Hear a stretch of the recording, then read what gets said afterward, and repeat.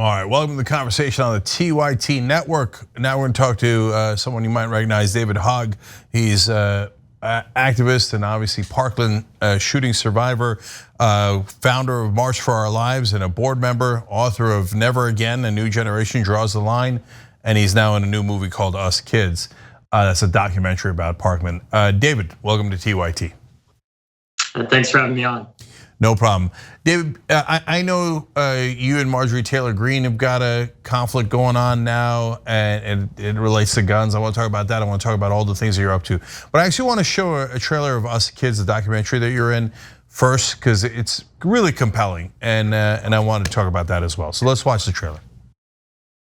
Before all of this, we were normal ass kids doing normal ass things. This is my post-apocalyptic cooking show. Sometimes life takes you in a different direction and you gotta go. Just 6 minutes and 20 seconds, 17 hearts stopped beating. 18-year-old senior Sam Fuentes was shot in both legs.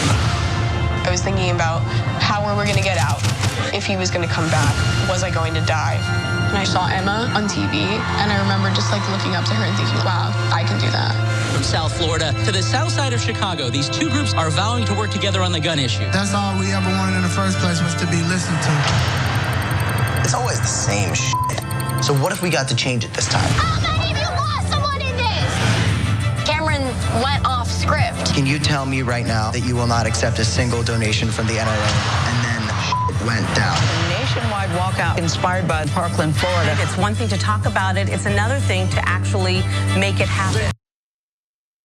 So David, that last line about making it happen, well, that's the hard part, right? And so you guys did something that nobody else has done, which is to actually be honest about this issue and challenge folks. We had Cameron on the show last week and Samantha too, and that moment where the movie's right to point out when he went off script and asked about the donations, that was a seminal moment. But unfortunately, politicians are who they are and the media is who they are. And so far there's been almost no action taken. So I'm curious what you think about the lessons learned in starting the movement that you guys did that had such a big impact in terms of people recognizing the issue, and then what's happened since. Yeah, I think the biggest lessons that we've learned is the importance of realizing that social movements are not like campaigns, unfortunately. They don't have a set end date. They don't have, an election day. They're much more akin to not even a marathon, I found, but much more like an ultra marathon where we're told to go from, we started one place like Parkland and we're told to go to a place like DC, but we have no map of how to get there. So we really have to pace ourselves because we're certainly going to go down a number of, wrong roads and stuff on our way there. But I think that's the biggest lesson that we've learned in this time period. Is the importance of taking care of ourselves and realizing that this really is a marathon and not a sprint. Yeah, so David, in the beginning, you guys had a lot of success because you didn't listen to the rules. And I think that made a big difference. So whether it was saying, hey, I don't care what you think, we're gonna start an organization and we're gonna speak out. I don't care what you say about thoughts and prayers. No, we need to actually do something about this. I don't care what you tell me about how politicians are honest. No, they take money from the NRA and they do what they're told, and that made a giant difference. So, but Cameron last week was saying, but now Biden's in charge, and so now it's harder, ironically, because there's no boogeyman. And so, have you run into resistance from allies like, hey guys, don't push so hard, now's not the time, etc.? Yeah, I think we hear that all the time, but it's something that we use our youthfulness to our advantage in, because if anybody has credibility to speak on this issue, it's the young people that are the people that are most impacted by it and are going to be around the longest and have the best chance of doing something about it, which are the people that have the most years left. And I think that there certainly have been some challenges with allies because it's about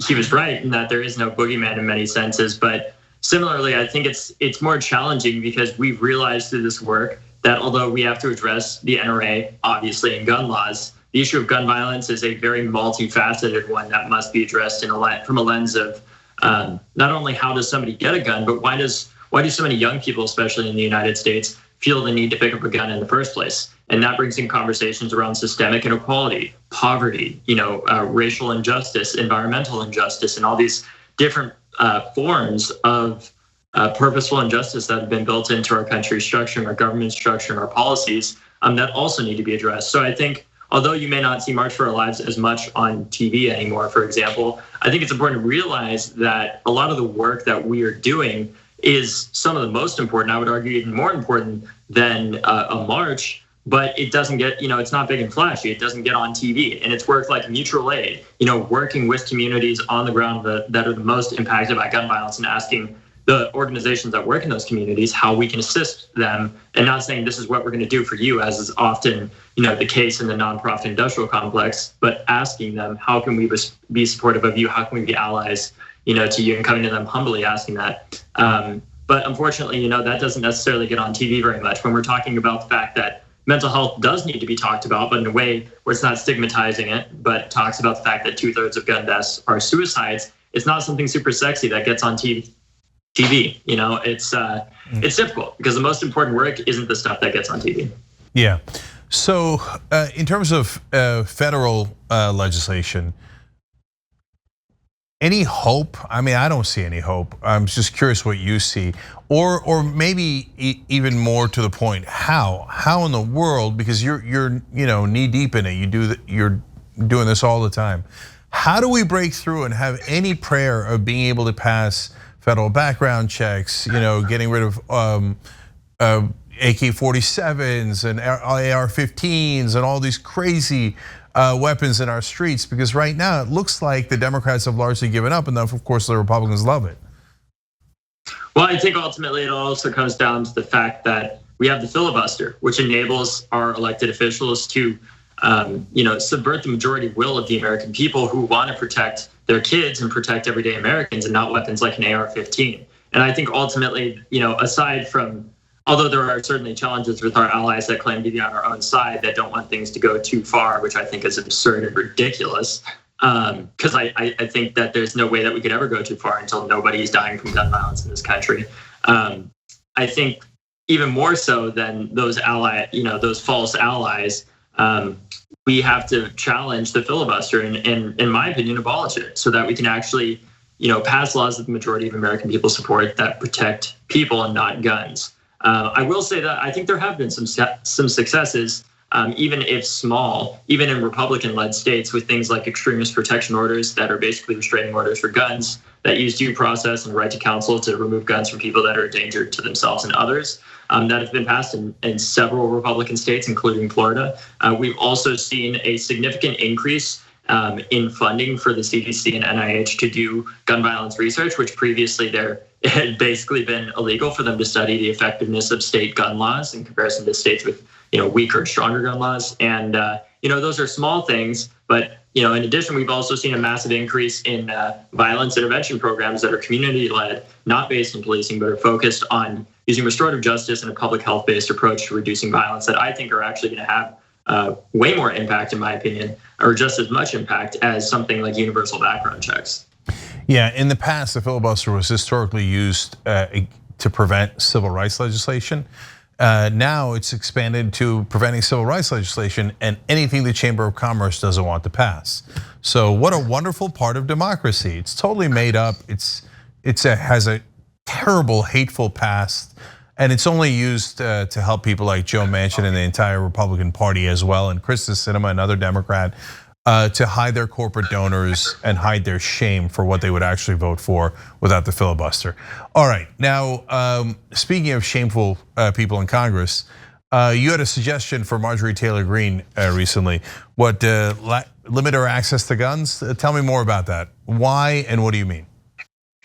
I mean, I think it's pretty obvious. Somebody that's chasing Congress, members, and even, I was just 18 years old at the time, like that.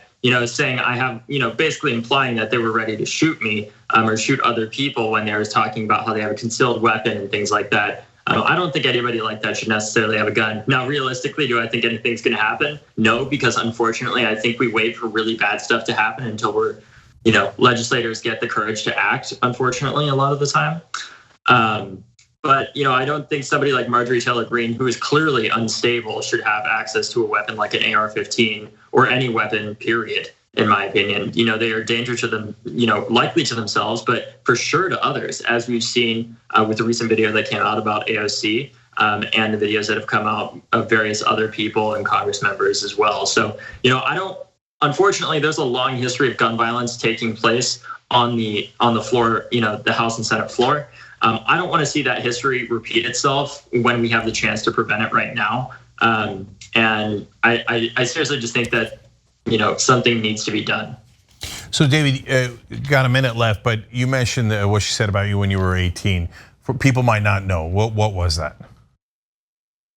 Well, she was talking about when there was a video that came out of her following me, along with several of my colleagues when we were lobbying in Congress, asking how we got meetings, asking, all these other things, and basically saying you're a crisis actor, which implies that, I'm some kind of, paid something or other, just a ridiculous conspiracy theory.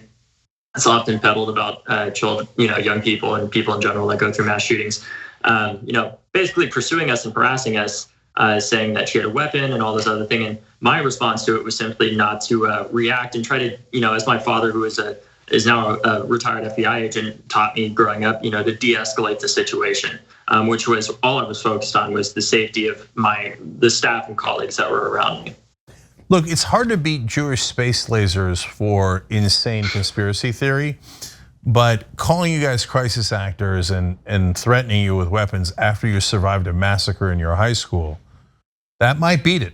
That might beat it. Yeah, I think what's most concerning about it ultimately too is she is an elected congresswoman. Think about the credibility that she is giving those conspiracy theories and the very real threats that come into people like me, that come to people like AOC, that come to people, different Congress members and activists. She is giving them credibility and basically saying, yes, these things are real, that X person is a crisis actor, or this person is a serious threat and is trying to, do something. And as we saw on January 6th, these conspiracy theories, especially when they're supported by elected officials, do have deadly consequences. And we need Marjorie Taylor Greene to stop peddling these conspiracy theories before someone gets killed. All right, David Hogg, thank you so much for joining us. Everybody, find a way to help this movement, whether it's March for Our Lives or any other organization that's working. I just make it March for Our Lives. Because they're more active, they're more aggressive. A lot of the older groups get stuck in the mud a lot of times. And check out the movie Us Kids. It's really powerful and follows their story in a very compelling way, and it just came out. So David, thank you again, brother. We appreciate it. Thank you, I appreciate it. Thanks for watching The Young Turks, really appreciate it. Another way to show support is through YouTube memberships. You'll get to interact with us more. There's live chat emojis, badges. You've got emojis of me, Anna, John, JR. So those are super fun. But you also get playback of our exclusive member-only shows and specials right after they air. So all of that, all you gotta do is click that join button right underneath the video. Thank you.